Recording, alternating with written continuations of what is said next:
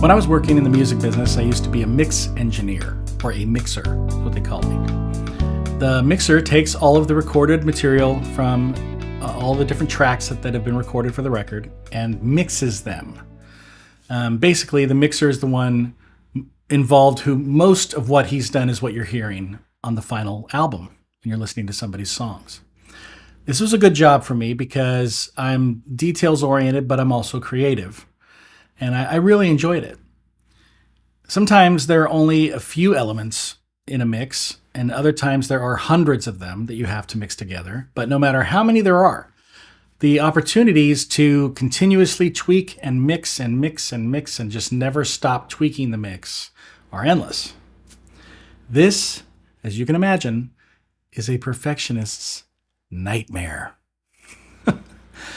I would sometimes spend 3 days, 10, 12-hour days on one song. And I was just trying to give it my very best, as I was trying to do. But when you're getting paid by the mix, this can lead to some really bad situations because now you're getting paid the same amount of money for spending 3 days on something.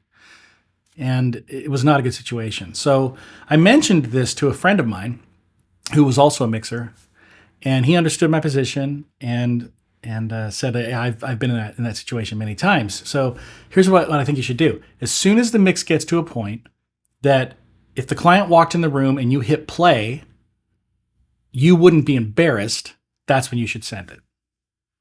And I was like, that is never going to work, dude. This is the client's just going to hate it, is what's going to happen. So, but he said, no, trust me, do it.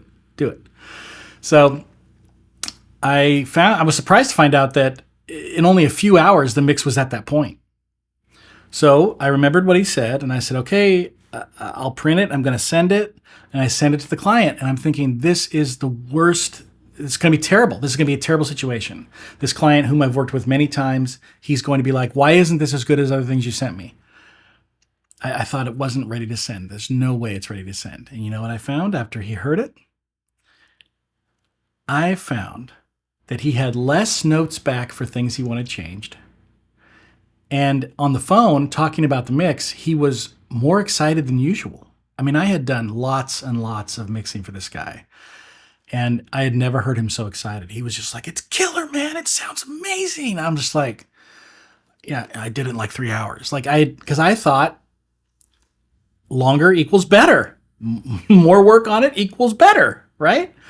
I was flabbergasted by this situation, but I was, as you can imagine, pleasantly surprised. This changed my workflow forever. But see, I tend to overthink, and I also tend to not fully trust myself.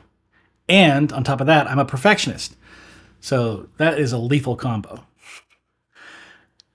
And it made me think about this thing in product-based businesses called a minimum viable product.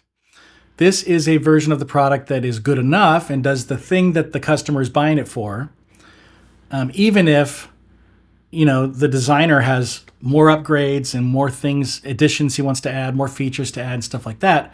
Let's get to the core of it. What will get it done for the customer and get the product out? The perfectionist hates the minimum viable product.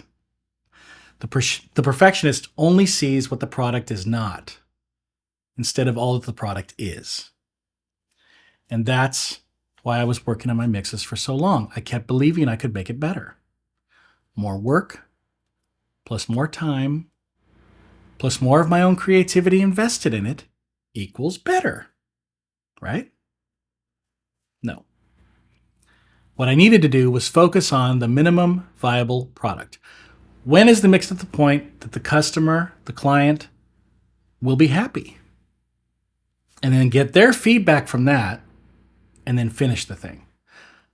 And this applies to so many things in our life. I've been able to use this when trying to implement a new habit, when trying to stop old habits. Whatever you're trying to create, whether it's a product or accomplish something in your life or change your business in some way, pay attention to the minimum viable product. Do it with excellence. Yes, of course. Do it as quickly as possible, and do it all in flow. And you will be really surprised by the results. As soon as someone, even if it's yourself implementing something in your own life, as soon as someone can benefit from the current form that the thing is in, whether it's a product or an implementation or just a change in your life, start, release it, do it. Upgrades can and will come. That's totally normal. That's okay. The great thing is, after having experience with it, you'll make the right changes more quickly and get to something even better. So, I hope this helps you today. And I appreciate you guys watching. Thanks.